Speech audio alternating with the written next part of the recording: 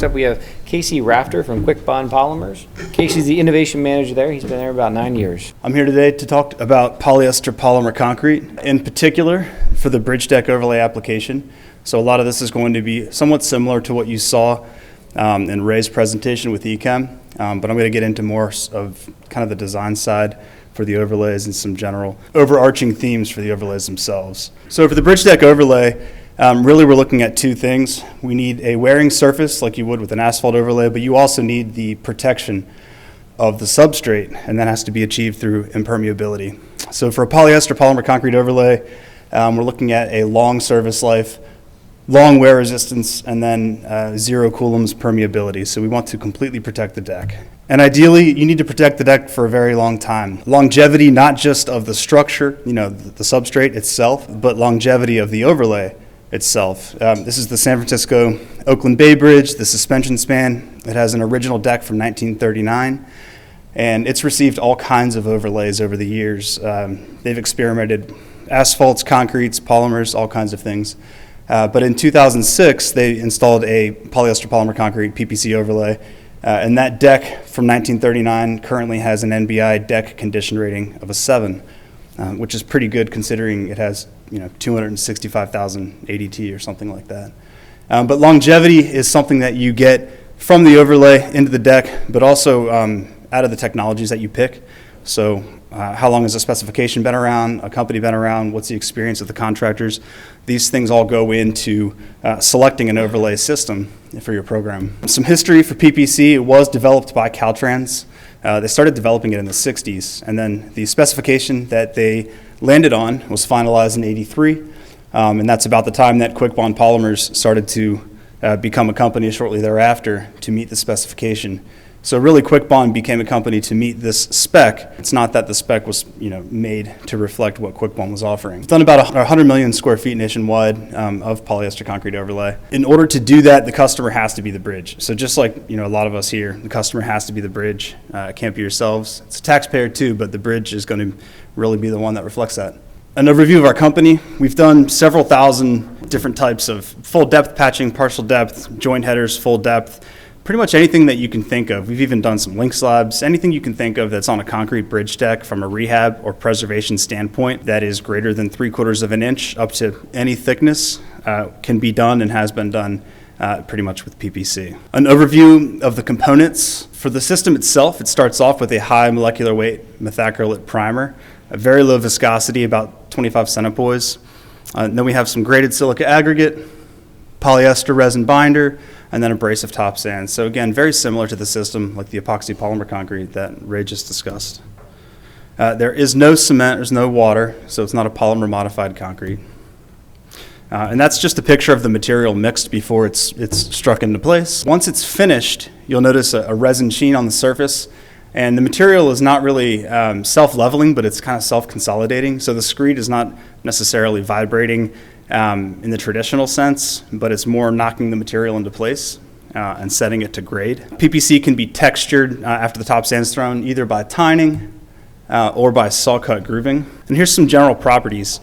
So you'll notice that it does have some high properties. It's a little bit different than regular concrete or high performance concrete, but these properties were determined to create a balance with the substrate.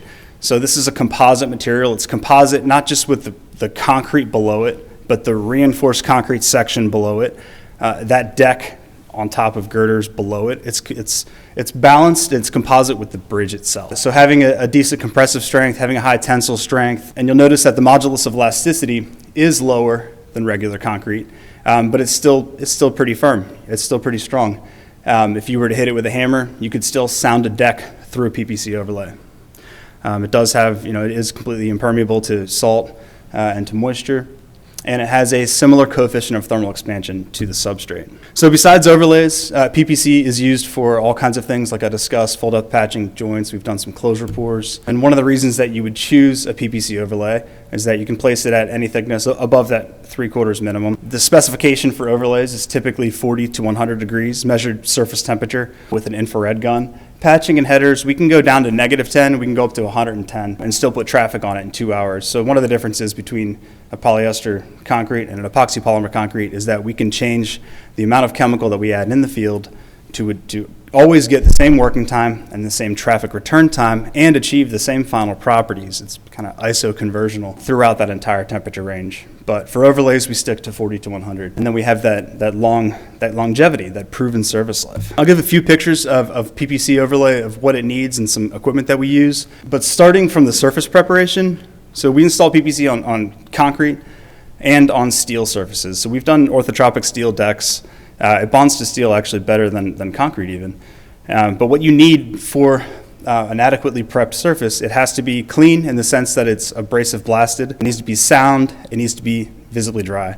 So this can be a substrate that is a precast deck that's just shot blasted to remove the cement paste.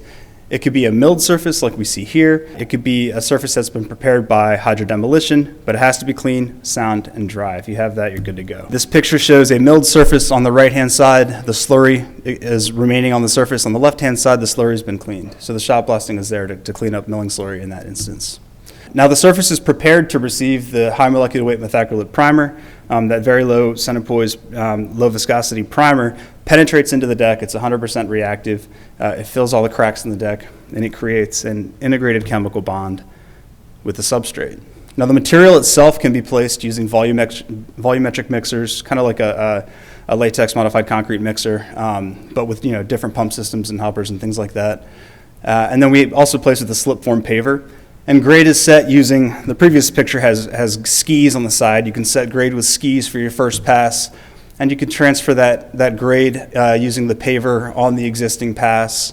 But we do a lot of work on the large scale. You can use string line for variable thickness. This overlay in New Jersey was 1 inch thick up to 4 inches thick. It was a removal of an existing LMC overlay. It had been there for like 35 years. It didn't know anything. But PPC is very versatile in terms of how quickly it can be installed. To give you an idea of production rates, for a 1 inch thick PPC overlay, you can get about 35 to 40,000 square feet in an 8-hour shift. So you can really move along 10 to 12 lane feet per minute with this slipform paver. And the mixer truck just backs up and dumps material out of a auger into the back of the paver. Paver receives it. It has a horizontal auger that distributes it across the pan, and the pan places it. There's a little finishing after by the crew on the edges and things like that. Here's a picture of a textured surface by tining, PPC overlay. You can see that the resin content is not going to give up a whole lot of resin, so it's not like a big slurry on the deck. Here's a picture of the edge of the PPC overlay, a free edge after the paver has gone, another free edge. And then we also do quite a bit of work with just more simple equipment, magic screed, vibratory screed, stuff like that. The acceptance is typically a vertical axis pull test for PPC, and we're looking for failure in the substrate. And then we also return traffic using a manual rebound hammer. The manual rebound hammer, we're testing that at about 1 hour 45 to 2 hours, just to see if it's at 3,000 PSI. Okay, so we have all these things for the PPC overlay. You could do a lot with it. It offers you a lot on your project, and you'd want to know, why would anyone specify anything else? Maybe you don't want to know that. I want to know that. I'm going to give you some behind-the-scenes design questions that we always get, and that'll help illuminate that question a little bit. And typically people want to know, is PPC structural? So we get this question a lot. We know that it's successful as a full-depth patch material. We've done thousands of full-depth patches. We've done 10-inch thick decks on the Bruckner in New York City, 6-hour closure, 30 degrees outside, 12 feet wide by 10 feet long, fully reinforced, and doing great. We've done huge patches. So we know it's routinely used for full depth patching. Does it have true composite action? If you were to do a slant shear test with PPC, let's say you have, so PPC is 6,000 PSI compressive strength, ultimate compressive. Let's say you have a substrate slant shear sample that is 10,000 PSI. If you were to load that, it would break about 95% of the PPC's ultimate strength. So it's very efficient in the way that it translates that slant shear to the substrate. Now, will PPC contribute to the thickness of the deck? Yes, it does, but we kind of don't know exactly how to characterize that. And there are some things about PPC that make it, difficult to really put that on paper. And I'll show you that there's a value there in discovering, answering this question of really great value, actually. And I think that anyone in this room that's responsible for specifying overlays should really take that into consideration as you move forward with your programs. So I'm going to show you two projects and try to illuminate that value a little bit.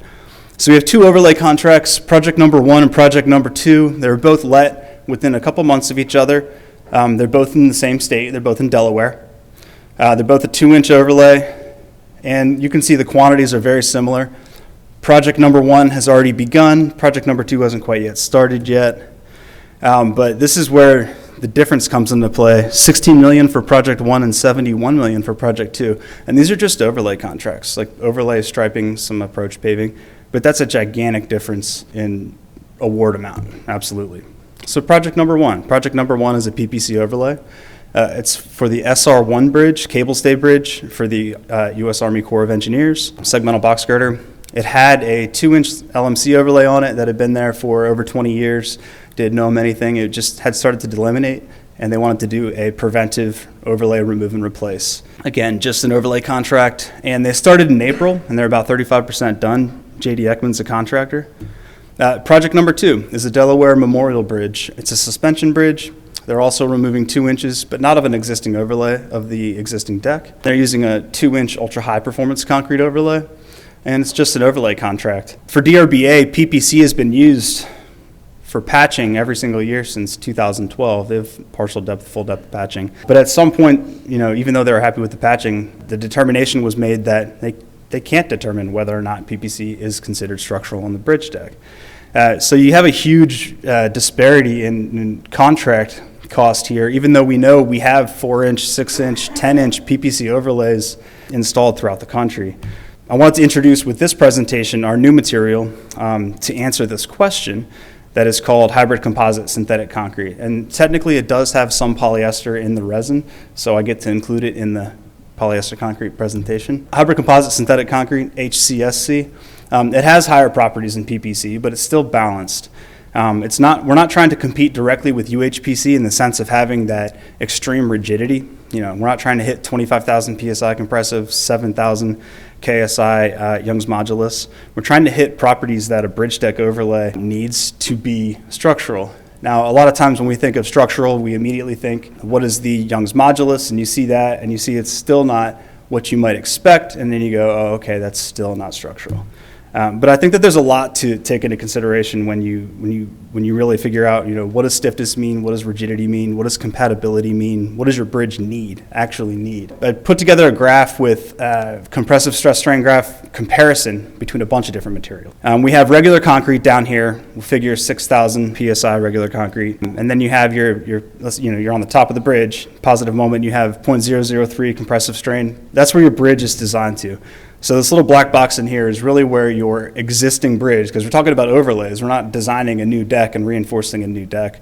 You're looking at an existing deck that's already been designed, and you're removing some material and putting some material back. So what does that mean for the thickness of that deck relative to your design? You can see ultra high performance concrete is going to be a lot more stiff.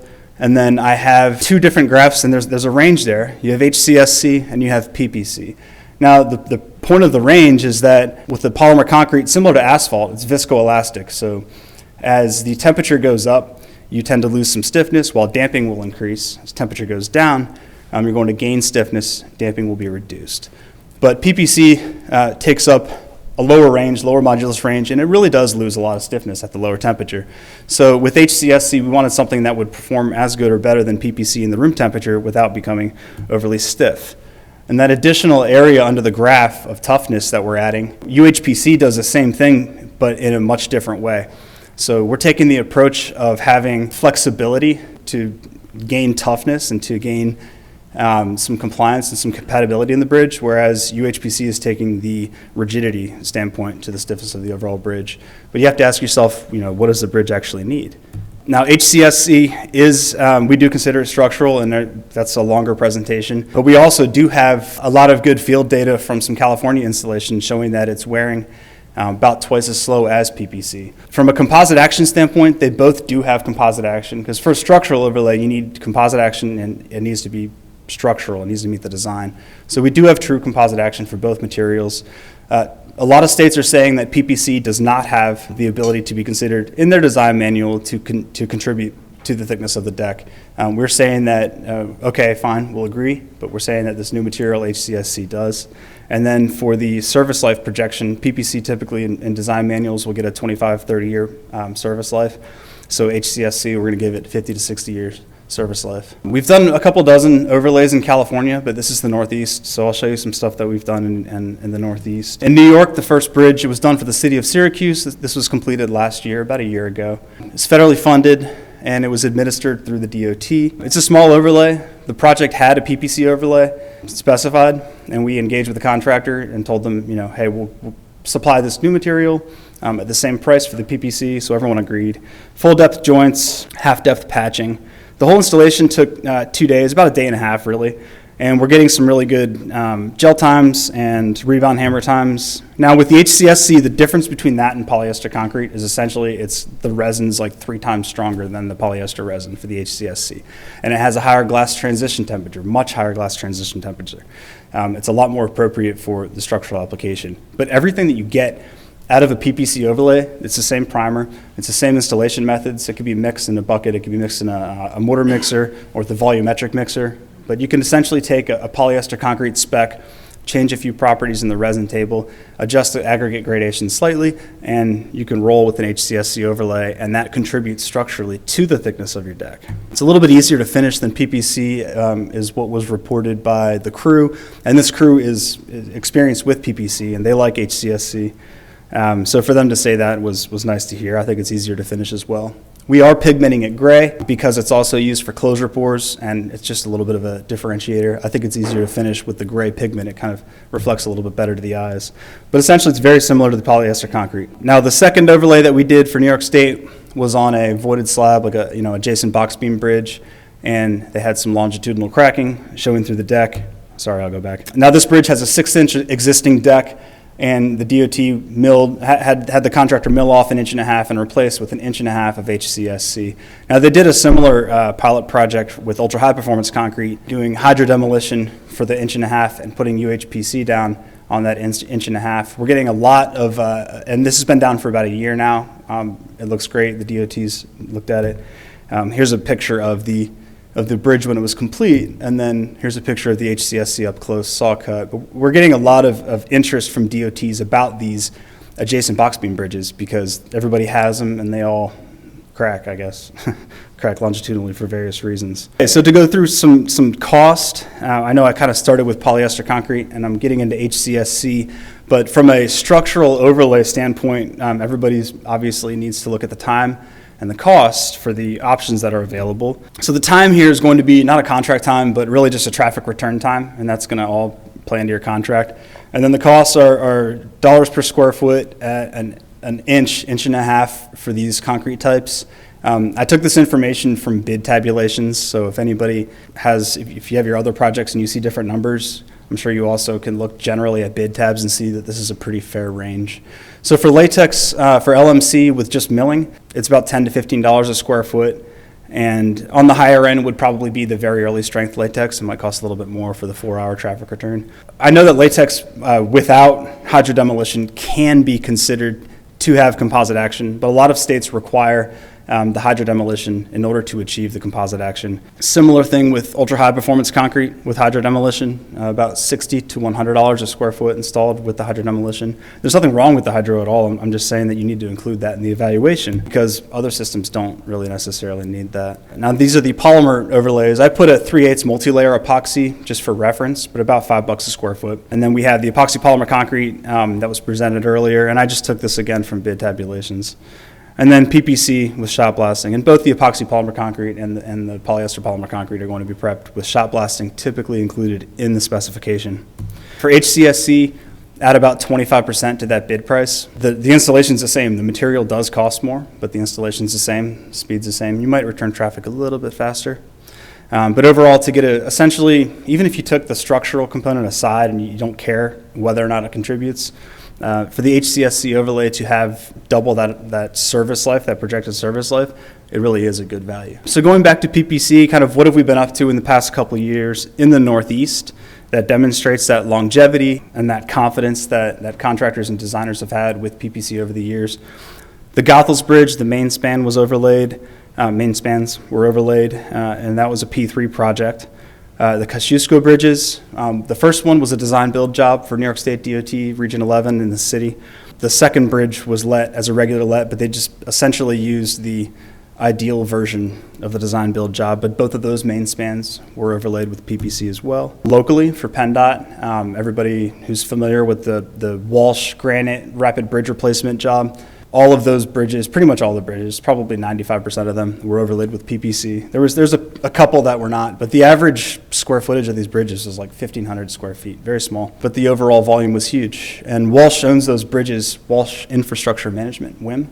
They own those bridges, the maintenance of them for about, I think, 25 or 28 years or something. And they've got to deliver an NBI deck rating of a 7 when they give these bridges back. And they're getting paid based on availability. So a lot of work went into designing the deck service life for that project. Newburgh Beacon Bridge for the New York State Bridge Authority. They liked, this is a new deck with regular closure bores. They liked the initial installation on the one span, and PPC was placed on that in 2021. And then the Scudder Falls Bridge, also in Pennsylvania. So you'll notice all these bridges have new bridge decks, and something that you don't typically do on a new bridge deck is hydro demolition, the new bridge deck. And that's nothing against hydro, it's just you're making a new bridge deck and you want to put something down that has true composite action. A polymer concrete of this variety is really one of your only options that you have. So I think it'll be interesting to see how designers react to adding to the thickness of the deck structurally when we're approaching new bridge decks as well. With that, that's all I have. I'll take questions. With VOCs?